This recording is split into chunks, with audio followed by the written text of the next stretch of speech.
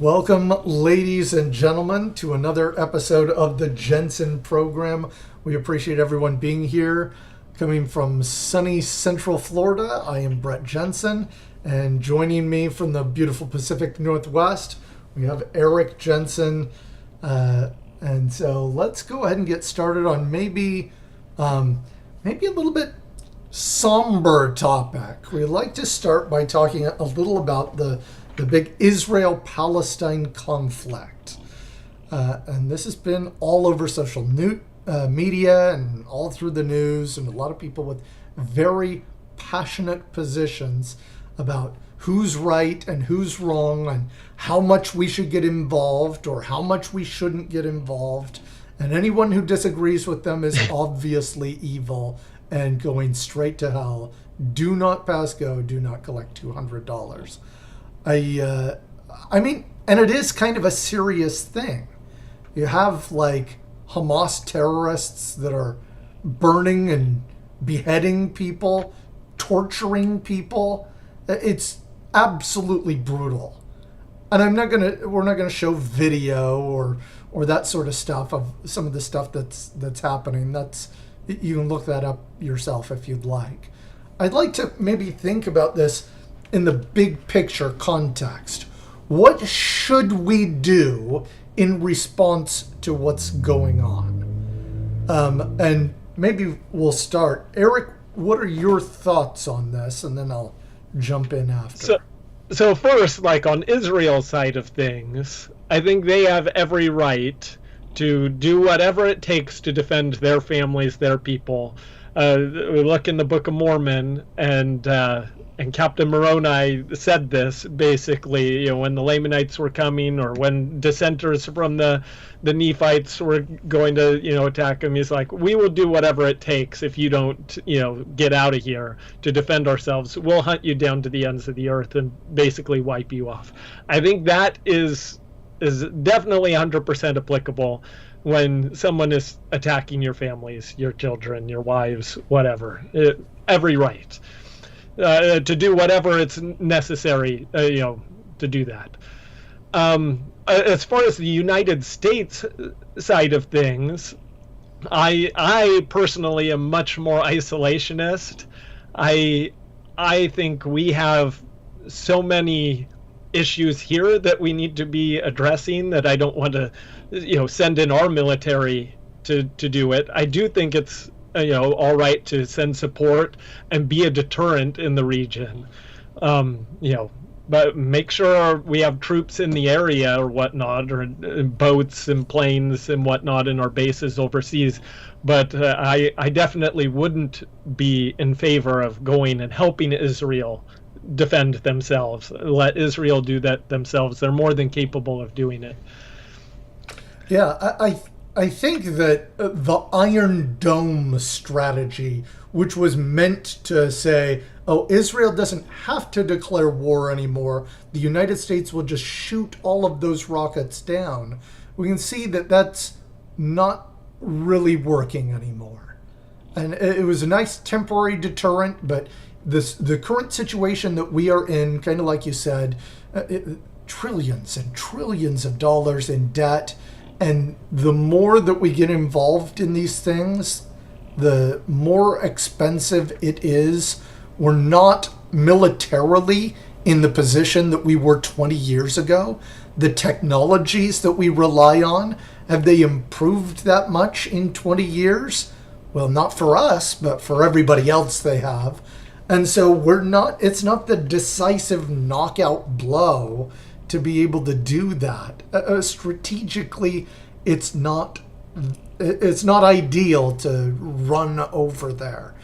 Of course, we should support them in the form of allowing them to, the pressure that they face from the international community, who's like, how dare you defend yourselves? That's utter hogwash. They should absolutely be able to hunt down the people who are firing rockets on them and eliminate them. That is absolutely reasonable. If that were happening in our country, some groups were firing rockets at our buildings. I mean, you saw people on January 6th that didn't cross velvet ropes. and we hunted them down, and they're still, 20 years in prison.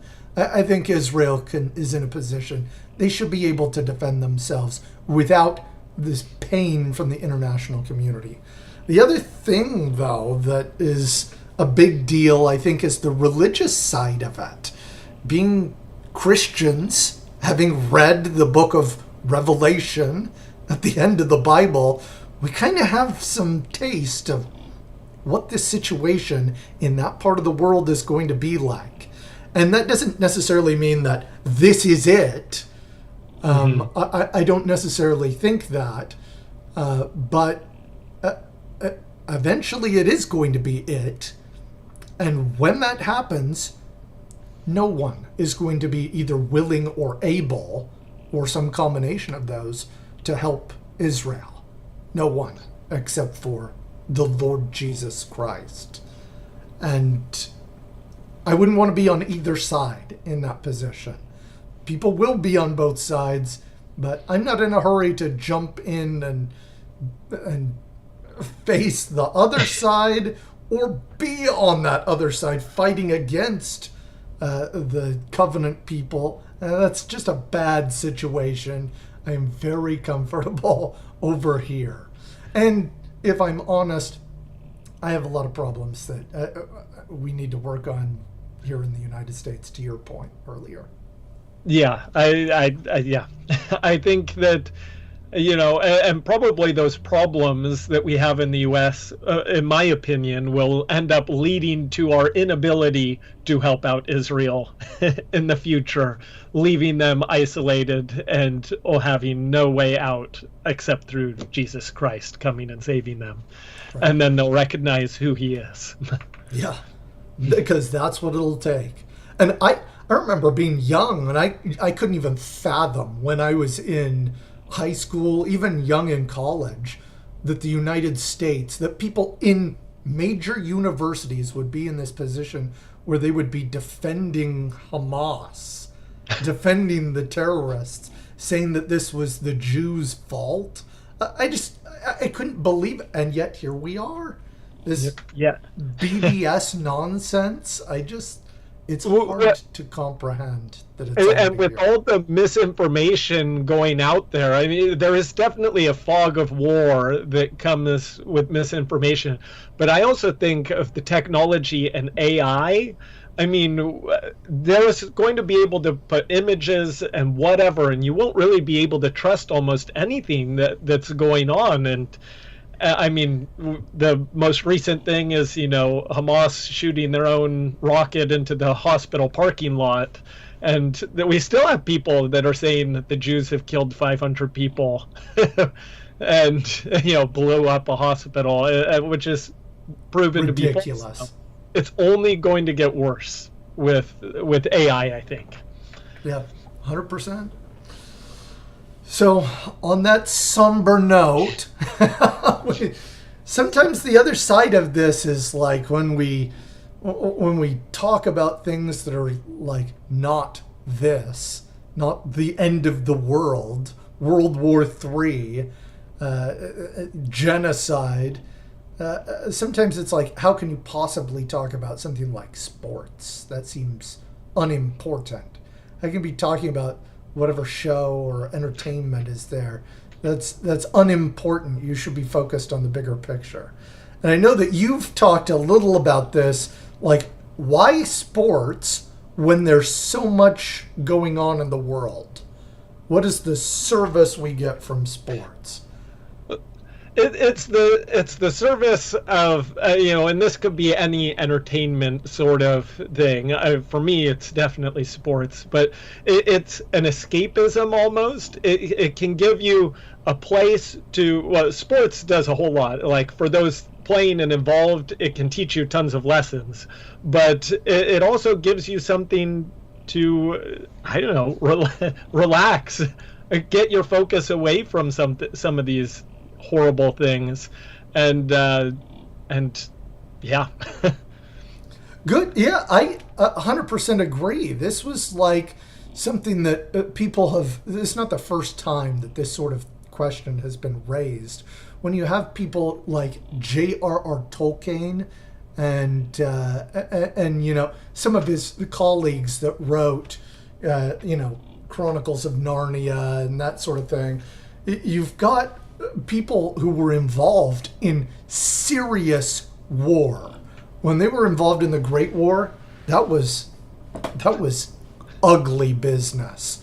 Whether it's poison gas that was coming and the horror that had, or even if it wasn't that, there's the terror of running across the barbed wire in no man's land and seeing all your friends get mowed down by automatic weapons thanks to generals who hadn't caught up with tactics yet.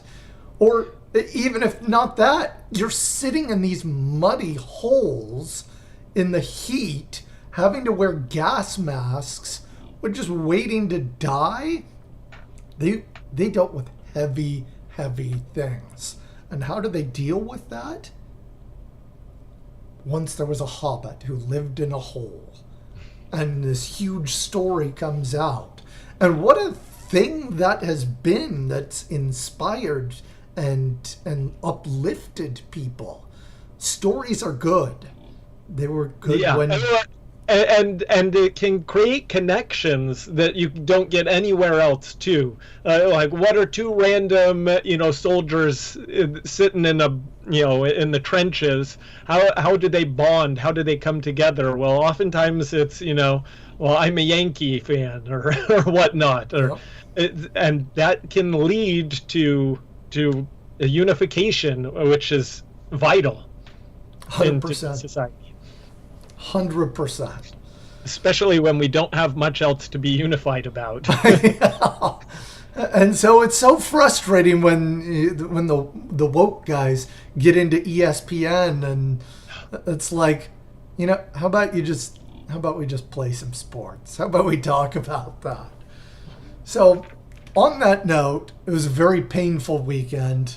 Let's talk about some sports. This is for depression. To lighten the mood, to uplift, and do everything. Yeah, we had a very tough game in South Bend, Indiana. The University of Southern California had some difficulties, and particularly people noted on the offensive line.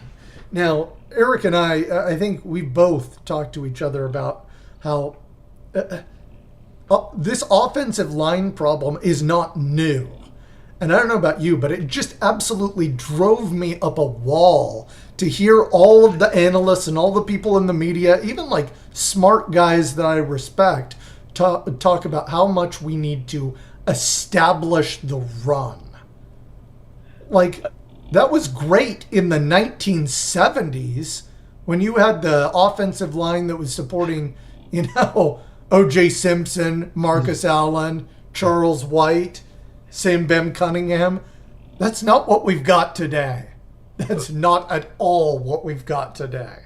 And even going last year, I understand that run blocking can get the offensive line into a groove, because you're not thinking you're just running downfield, blocking the guy in front of you. But when you can't do that, which our offensive line at USC has not shown that they can this year, unlike last year where they did make some holes. This year, the holes have not been coming so easy. You've got to adjust for that. Yeah. And that was the brilliance, I thought, last year, especially early in the season, where we were uncertain about offensive line. The scheme went around that. If you assume... these guys probably aren't going to block. They spread it and used misdirection, and they made things happen to the point where, sure, you blitz an extra guy, it didn't matter. And you drop another guy into coverage, we'll just let Caleb Williams make a read and scramble, or wait till somebody comes free and make it happen. And we're not doing that this season. Yeah, there's not been as many of those bubble screens, or even just like more like split screens where there's a few more. Like in the game against Notre Dame, there was like one screen pass to Mario Williams, the wide receiver, that just got blown up. So you're gonna have to adjust to get some help on that too. But yeah, more quick when you can't stay in there very long. So this is one, and let's see, maybe I can slow this down just a little bit. So I've got this muted. Here we go. Already, they send in extra guys, but by the time we're there, it was like across the field. And it was just sniffed out so quick. It's always kind of back. And if you don't have like a vertical threat, this is the problem that we had when Lane Kiffin was the coach. He loved those bubble screens. And it was always going to be something, either a handoff or it's going to be something behind the line. So everybody just sneaks up a little bit. Maybe you'll have like one safety that hangs back, but they just run in and they were going to make it work. And there's a little bit of that predictability here. Yeah. I think one of the things you can do to counter that is the potentially trying to get slants. It gets dangerous if that's all you're doing, because then the defenders can jump the route there. But just something real quick, and if they're getting in super fast, screen pass to the running back is a good way. Yeah, that makes them have to decide, can I just rush? And that delay there could be all that you need to be able to open other things up. 100%. So here we have another another situation. This was Notre Dame sends in a blitz. They send in 6 guys here. And you can see right on that edge, we had our running back kind of try and pick that up. But, I mean, we just were not prepared for that. And, I thought, therefore, the pressure caused him to throw this to clearly the wrong place. It was a little bit interesting to see, the other side of that analysis. If we open up a tab here, and I believe that this is that same play. Pressure from Notre Dame causes it. You'll probably have to scoot way forward. Oh no, this is a different play. That wasn't. Wasn't. This is another pick, but this is Marshawn Lloyd in the back instead of Jones that missed that block. But it kind of goes to the same point. See just some whiffs though, and that's something that can't happen. Like if you've got to at least get something on the guy,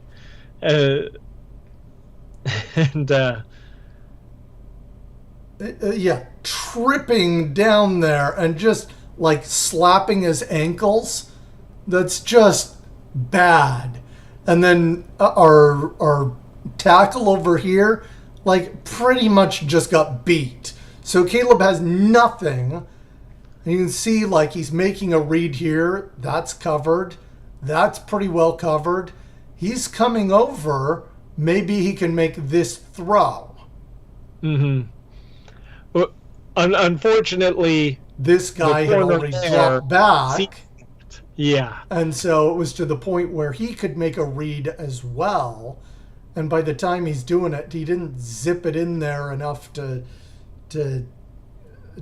get it right to his guy. He led him, which is usually the smart thing to do, but in this case, people are ready to react.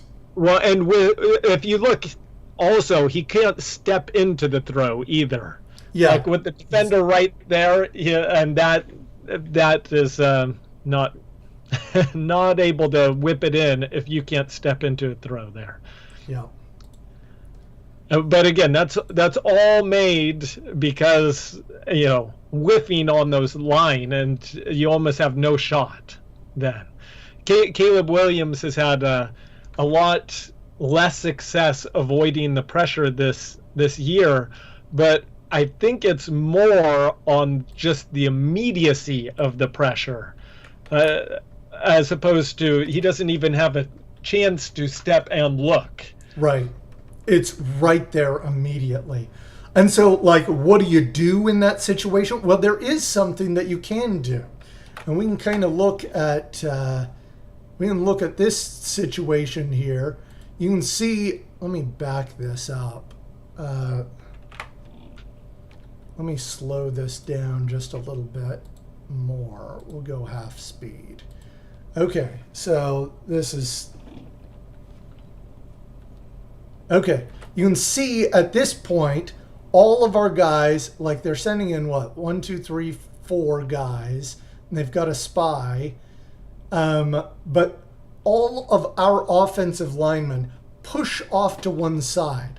So all the backers are expecting this is where it's going to go.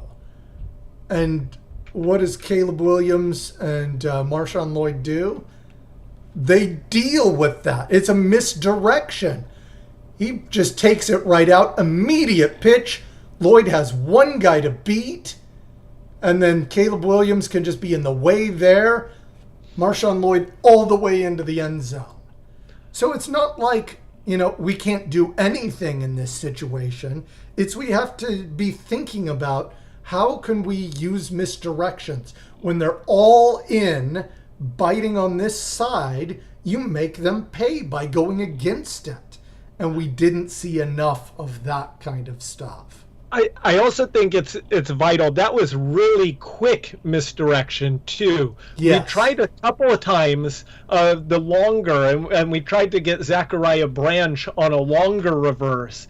And when you're not getting any blocks, the longer misdirection is harder to pull off because they're already in on you. That was a quick misdirection, and that was able to do it. So even if there's a jet sweep or something like that with the Zachariah Branch, I'm thinking with his speed, those sort of things could do a good job. Yeah, 100%. And I did find it kind of enlightening and of course, speaking of Zachariah Branch, this one was fun to see. But yeah, this was the idea, using speed, and it's kind of I'll just let this go because it's fun to watch while we're talking about it. But it was a little bit comforting to talk about Lincoln Riley mention how they were going to see about ways to involve him more in the game. Rightfully so. Look how much faster he is than all of these guys. Although it was kind of funny, I think he was saying his dad razzed him for getting caught there. How could you let that guy catch you? Caught by the punter, too. Yeah. How embarrassing. Because he would have had a touchdown. Yeah. And as a result, he did some sprinting workouts that his dad had sent him since his dad is a sprinting coach after practice. So the other thing is that, like, a lot of people looked at this game and they were like, you know what? Like, look at that final score. USC just got clocked. And there's no doubt 3 interceptions that turned into Notre Dame touchdowns hurt us quite a bit. But we drove back. This is fourth quarter, 9:14 to go. Caleb Williams is here. We're actually, like, giving him a little bit of protection. He steps up. He makes sure, seeing this from the other angle, which we'll see afterwards, he didn't force it into a bad spot. He made sure his guy was the guy who was going to get it, and he zipped it there. And even then, they reacted pretty quick, but Brendan Rice pulls it in for the touchdown. And I think we'll see this from the other angle here. If maybe I can skip ahead. And right at this point of the game too, like, USC had momentum, they were in the game, and I think had a chance to maybe do some damage here. So you can see, like, everyone is covered here. This is a good decision to not force it. He buys time with his legs, sees his guy there, zips it right in front of him so he can use his body. This was smart quarterback play. That was, made sure it was around the linebacker with the little sidearm thing he does. Smart quarterback play. And you see, with this 11-point game, about 9 minutes to go.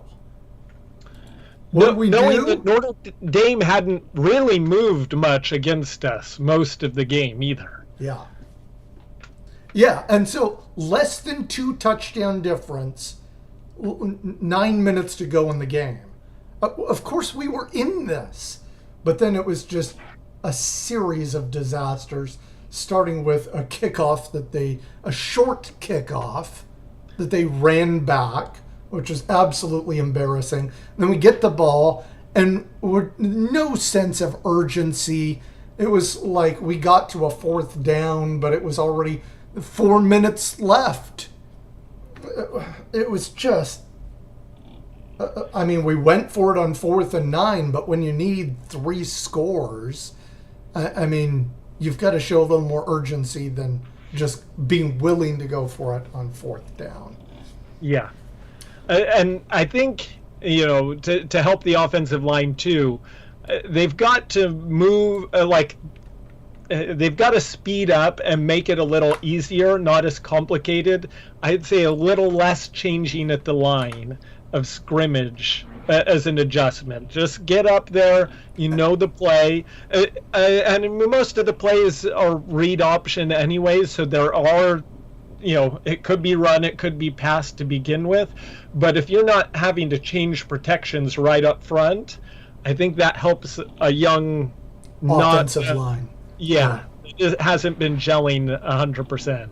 Yeah, when we're tripping and diving at people's ankles, changing the protection isn't gonna help. And of course, then we're in a situation where this was the other thing that happened in the game. We just had some unlucky stuff that happened, and you're gonna have stuff like that happen. And at this point in the game, 3.5 minutes, it wasn't a bad pass. He catches it in space. Mario Williams just gets it punched. And it's not like he was being all loose with it. I mean, he goes to defend the ball, gets it away from him. It didn't matter. It was one of those situations where it was just so much bad luck in such a short amount of time. And that momentum and the atmosphere, you would like to say that our coaches would have our team better prepared for a hostile environment.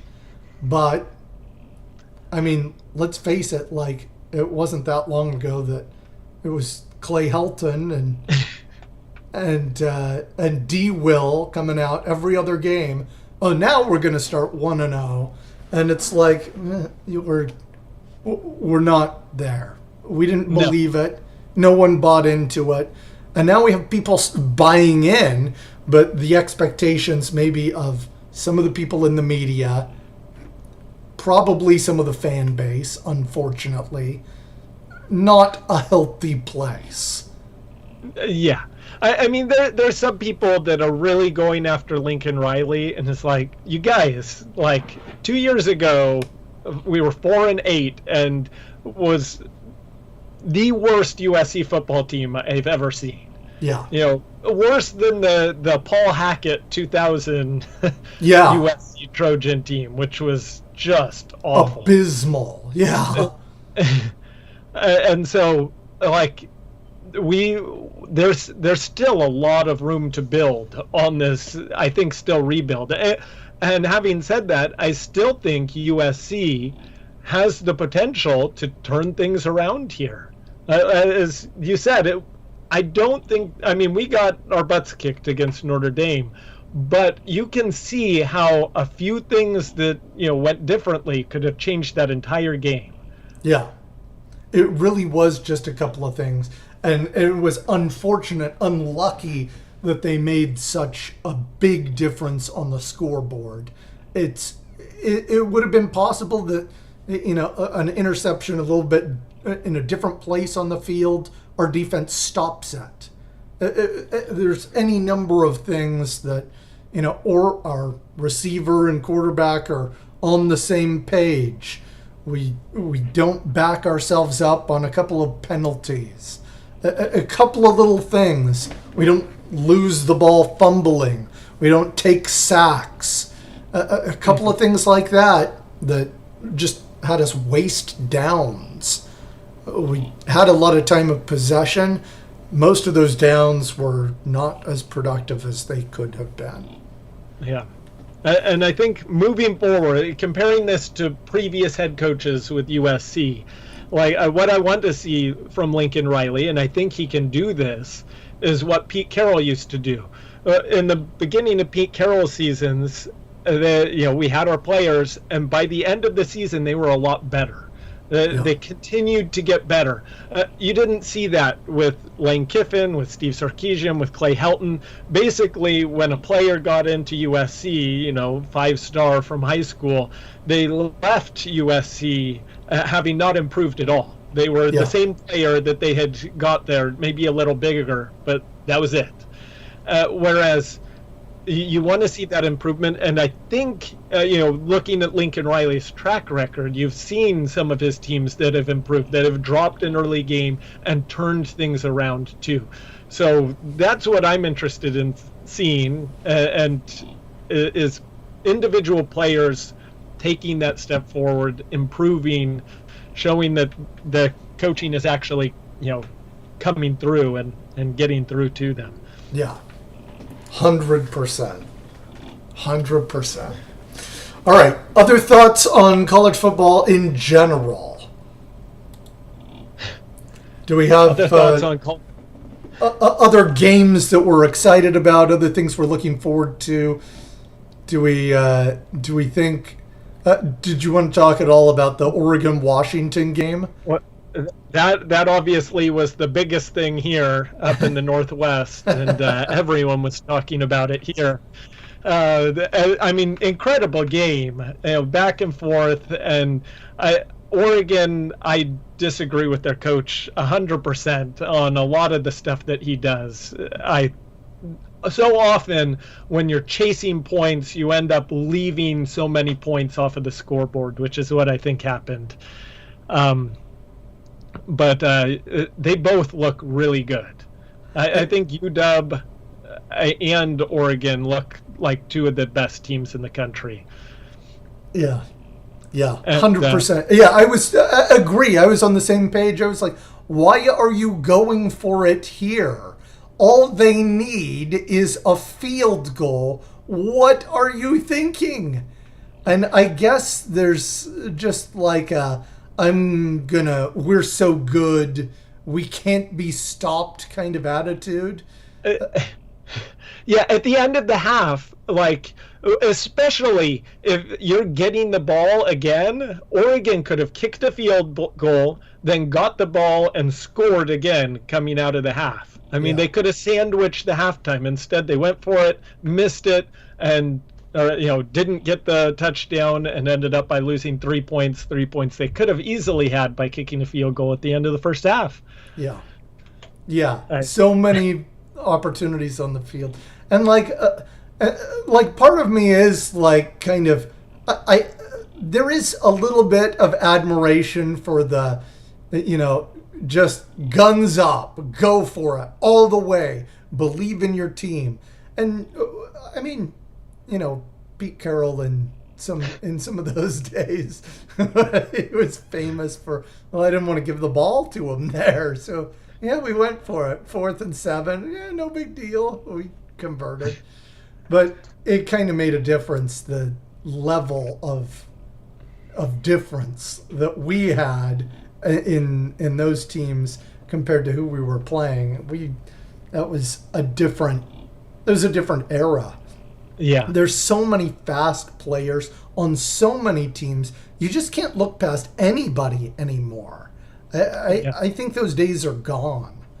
I think with the transfer portal is really spreading talent around, so it's not as consolidated in a few teams as well. Yeah.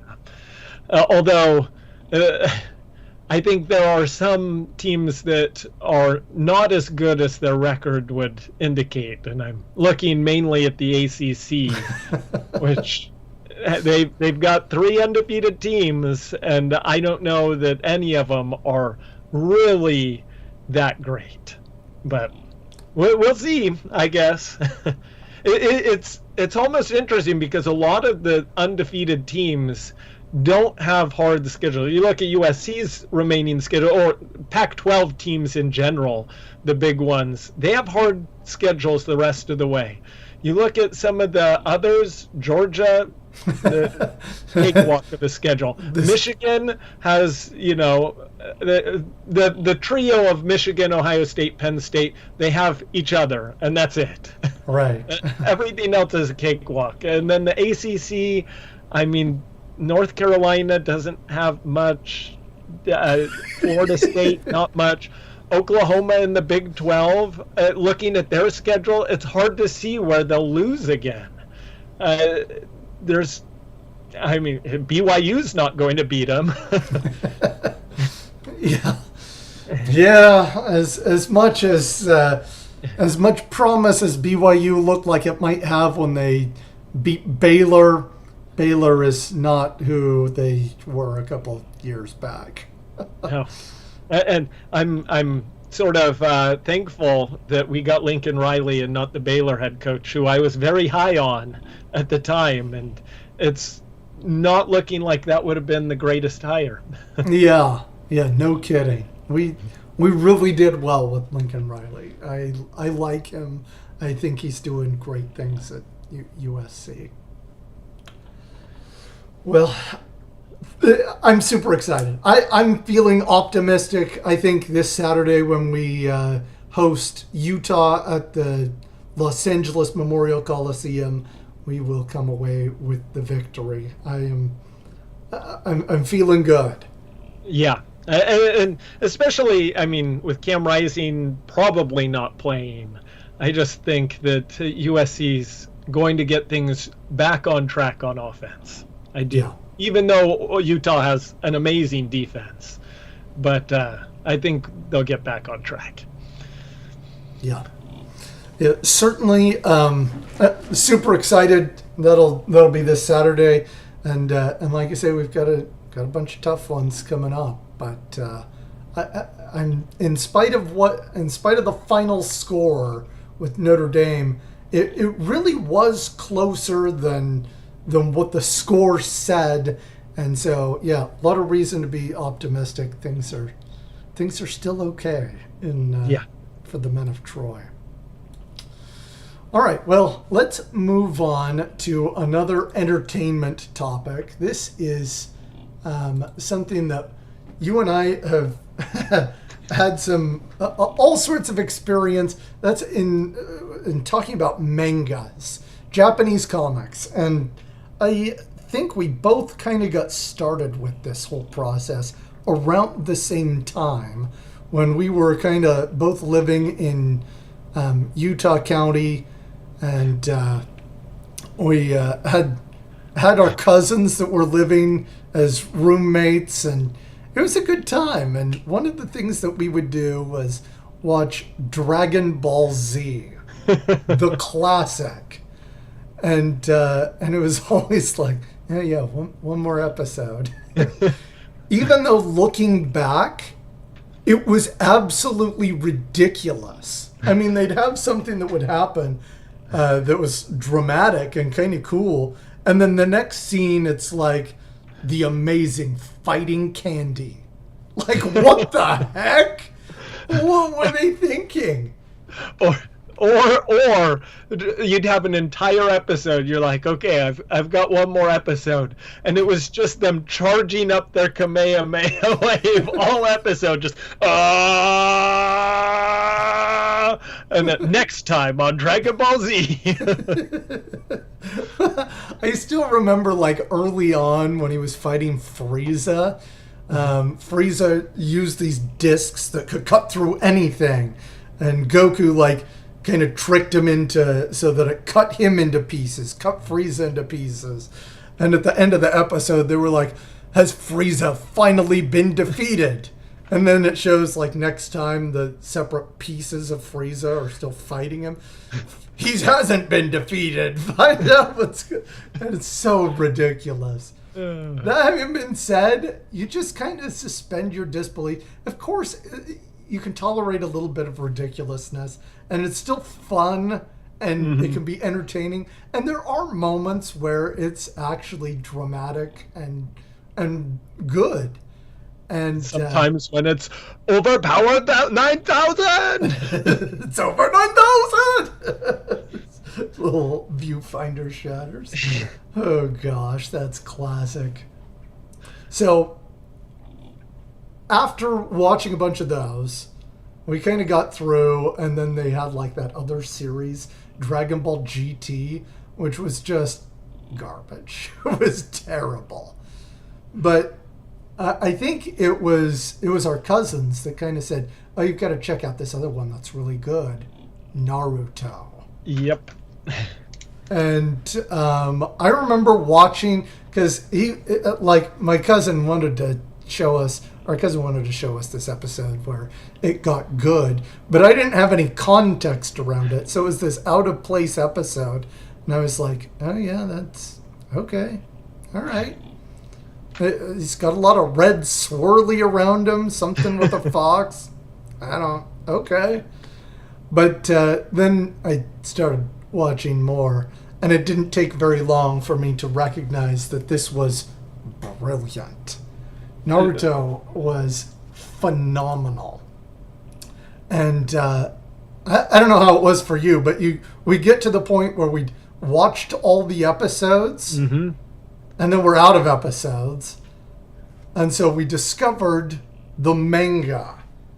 Yep. And that's like the original source material. This is kind of like low zoom. The original source material is these Japanese comics, and they'd have a weekly magazine that would come out and advance the story a little bit. And what was even better about those is, because that set the pace for, this was the real story. The anime had all of this filler. Like, we're still waiting for more story, so we'll, have a flashback episode, or have an episode about making Shino smile or something. Or we'll chase a cat. Yeah, get another cat rescue video. And you'd still watch it because you'd still be like, I enjoy the good parts of the show, and so hopefully it'll come.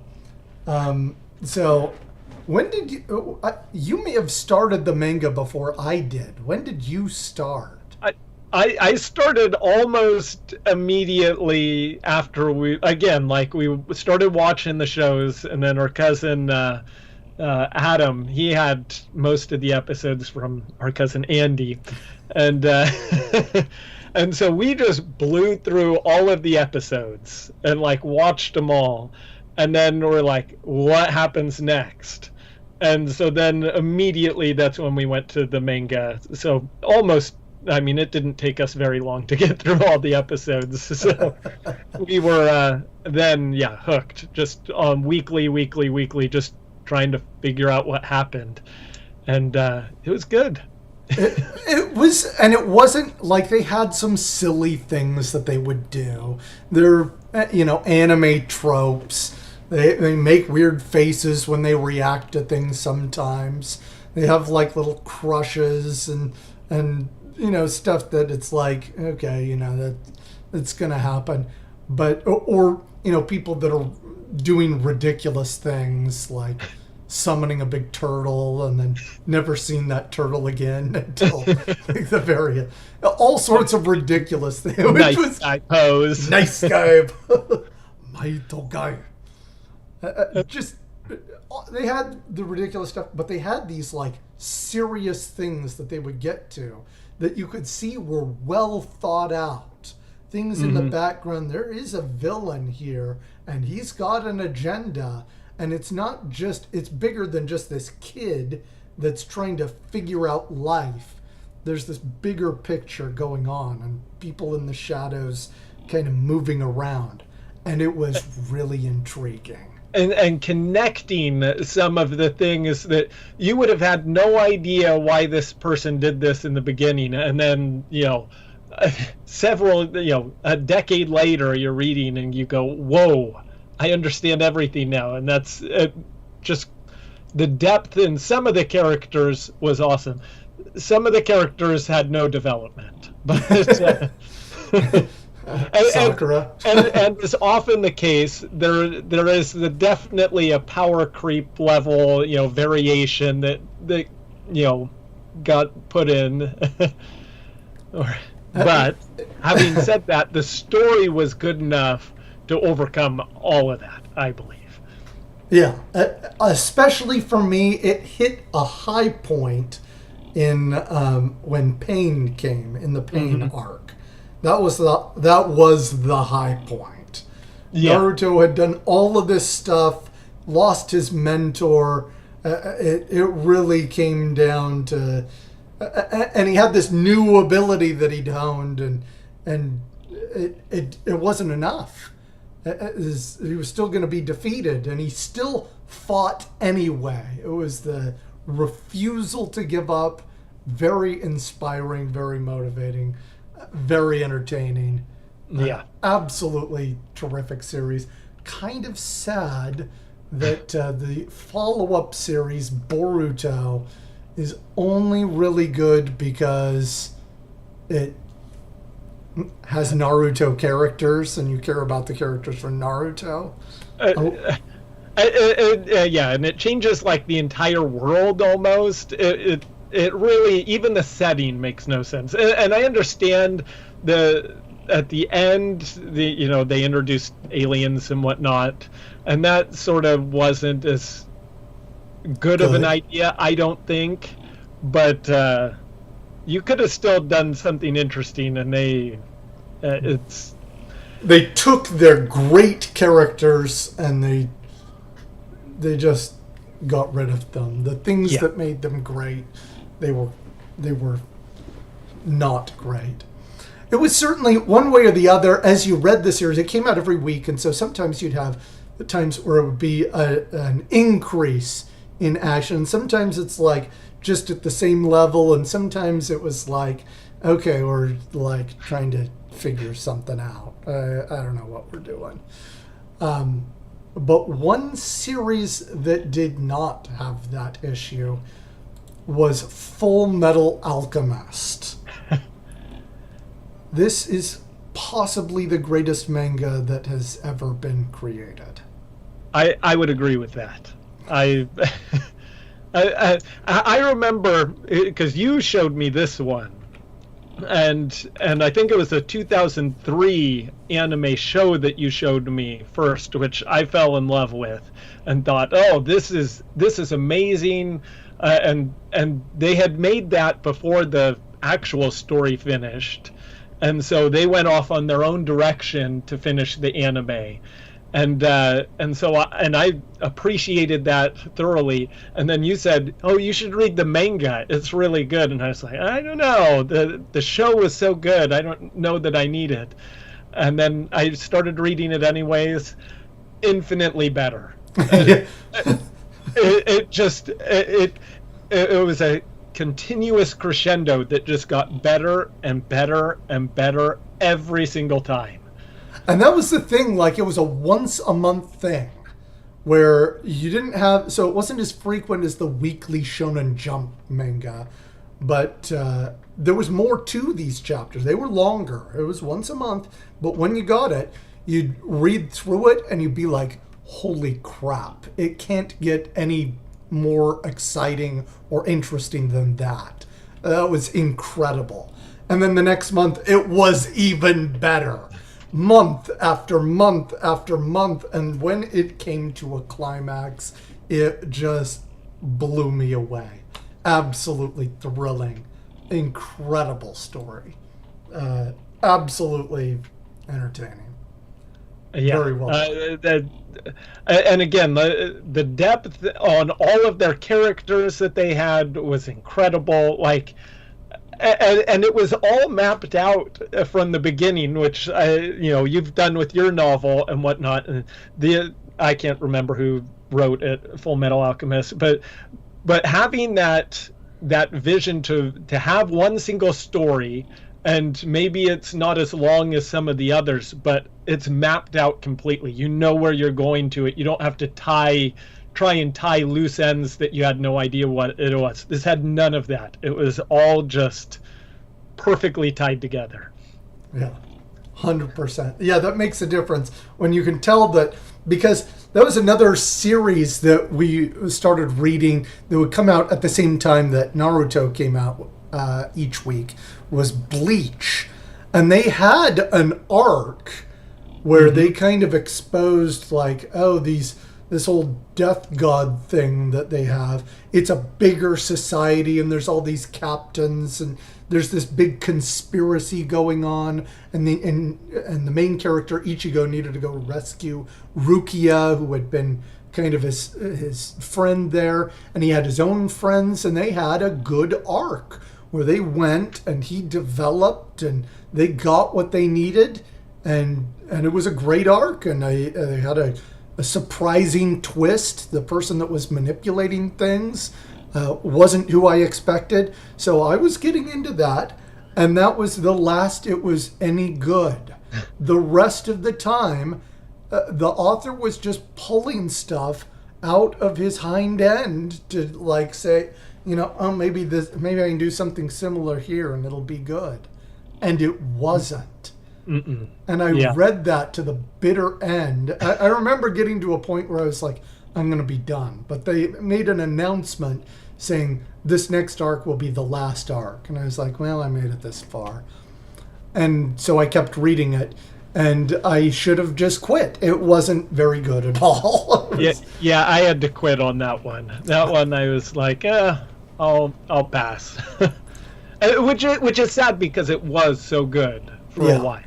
But the other one that came out every week with Naruto, which actually started before Naruto, is One Piece. And this, I feel like, was along similar lines to Dragon Ball Z, where they are willing to do bizarre and goofy things, but they have moments in spite of those that are serious, emotional, heartfelt. But you just have to, like, at some point, you're going to run into some guy with the power of candles. Like, or giraffe neck. The power of soap. Those are, like, real things. Yeah, we didn't make those up. All three of those are in this. And they use them in just bizarre ways. They also have, like, more serious powers in some of their top guys. But, like, there's some ridiculousness in there. And in spite of that, they're still continuing to clunk along. And it's kind of if you can tolerate the ridiculousness when it comes, they've got some entertaining stuff in there. So I've enjoyed continuing to follow One Piece. The thing with One Piece, which I give credit for, is I do think there is one long picture that is all being connected in. Now, there are so many issues that as you're reading it week to week, I can't keep track of all the many different characters and all of the... I mean, sometimes I'm like, okay, where was this guy? What is he doing? I don't even remember who this person is anymore. But it is fun. It is fun. Yeah. If you're the type of person who has read or watched the new Netflix adaptation that has been kind of popular, which is also kind of goofy, but also has some serious moments, which I felt was pretty true to the manga. This is like the main team that you see from there. It gets way bigger. There's all sorts of... And so I look at that and it's like, yeah, how are they going to do Chopper? How are they going to do Brooke? How are they going to do these things? And Maybe they won't. I don't know how long it's going to last, but I feel like it was popular. Well, I still think it's the most popular manga there is out there. Yeah. I think it always is the top of the sales charts. So I think it's still going very strong. Yeah, which is kind of amazing that it's been going on this long. Okay, this is another great one. Fairy Tale. This kind of like had an odd assortment of characters, but they were all, and even though sometimes they didn't start out this way, the author of Fairy Tale really had the ability to make his characters likable. Almost every single character, even if at moments you're like, what a jerk, why did he do that? What a moron. They have moments where you are sympathetic for them. You would like them to succeed. And almost every bad character will become a good character. There's almost without exception. You're a bad character one moment, then you'll become friends and be a good guy. That was kind of a thing that it worked out well for Naruto. Maybe Natsu as well. It was kind of a similar sort of figure. Natsu, the main character in the middle, kind of a Goku-esque. I'm not really concerned with, all the details. I'd like to fight and be strong. And so, absolutely entertaining. They had a lot of interesting twists that they had. And you could tell, again, that there was some forethought as to where they were going. They set up some patterns, and it was fulfilling to see those patterns be fulfilled. Mm-hmm. And so, yeah, absolutely entertaining series. Loved Fairy Tale. That was great. Claymore. Claymore was one that we started reading, just kind of looking for something, I think, in between Naruto chapters when those came out. Yeah. And that Naruto and Full Metal Alchemist. Yeah, we needed something else, and this was on the list. Let's give that a try. And it kind of started kind of slow, and it really became... They had a crescendo into a twist that was really unexpected. Yeah. I was a little disappointed. They finished this series, and it was a little disappointing that they didn't do more with what they had revealed. Yeah. It's like, oh, what about this? Oh, that's amazing. I wonder what they'll do. Nothing. They'll do nothing about that. You opened up, and this is just a little tiny part of the world, and there's everything else, and we won't tell you what happens with everything else. And so it was kind of interesting. I feel like one of the mangas that we've read that had a similar twist that used it really well was Attack on Titan. Or that was another where you didn't know the extent of the world. You were in this little corner. This was all humanity was as far as you knew. And later you find out that it's much, much bigger. But it becomes a key part of everything that's going on. And they have a lot of things that they had set up that come into play and build on one another.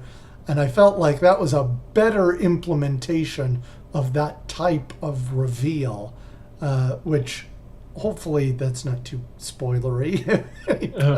Well, and the highs of Attack on Titan match the highs, almost the highs in Full Metal Alchemist too. I think midway and then at the end, it doesn't quite meet the highs. It doesn't continue to crescendo like Full Metal Alchemist does, but there for so long you were just like, what is going on? And you just had to know what was next. Quality writing, absolutely riveting story, 100% agree. Fascinating characters in very difficult circumstances. Claymore had some of that too. They had some interesting characters that were in very difficult circumstances, trying to make the best of impossible situations. And it was kind of an interesting twist with how it finally ended up. Certainly it was enjoyable to get through. Not as good as Attack on Titan. Mm-hmm. I don't know if there were any others that had come to mind, good or bad, that you wanted to... As far as good, another one that I really like is Vinland Saga, which is following Thorfinn Karlsvini, going to the new land. I do find that very entertaining, this historical Viking, over the top in some of their violence and battles and stuff, but his journey to try and actually find peace and whatnot, I think has, and it's not done yet, but they've done a very good job. I'm interested to see how they'll finish this up, which I think it's getting close to the end. But certainly that's a dramatic one. It doesn't have a lot of like goofiness or silliness. That's a more serious one, and very well done. Very well done. I agree. One that is a little more silly, but still entertaining, is one called One Punch Man. And I have a friend who introduced us to the show. We watched the first episode, and it's just ridiculous. The premise of this guy who decided on a whim he wanted to be a hero, and he worked out so much that his hair fell out. And now he's like so good that he can defeat anything with one punch. It kind of like... So they have like these over-the-top monsters who are just ridiculous. And he's kind of, he doesn't really care about things. He's gotten to the point where nothing's a challenge, so he just like gives them a punch and that's it. But they've kind of dealt with this overpowered character in a unique way. Almost no one else knows that he is this superpowered guy. He goes to get evaluated by this hero association, and they have like this guy who begged him to be a student. He was the S-tier hero, but he himself, Saitama, the main character, C tier. We'll give you as a nickname, Caped Baldy. I mean, just like ridiculous. He's like, okay, whatever. And he's secretly like going around when these huge disasters come, and he will get involved if he thinks there's going to be an issue, and defeat the really big bad guys.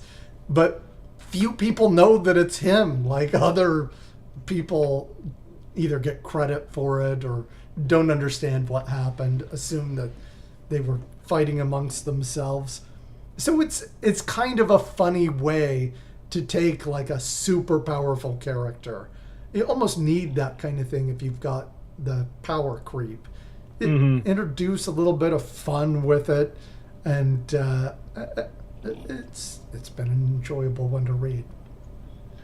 Yeah. Yeah, I have to admit, like, there's probably more bad ones than good ones, but if it doesn't catch me real quick, I give up really fast.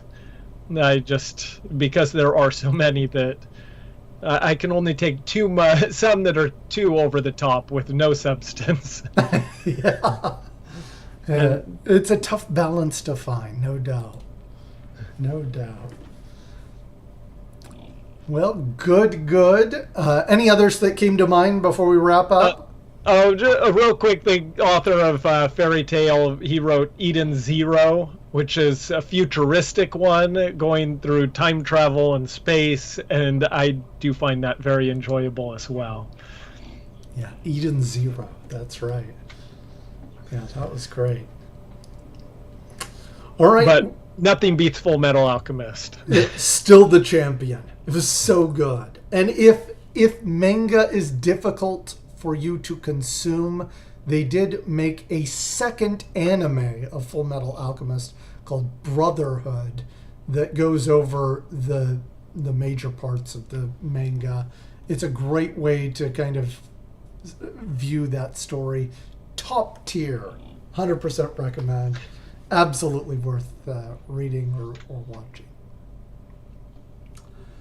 Well, with that being said, thank you everyone for joining us. We appreciate you spending your time with us.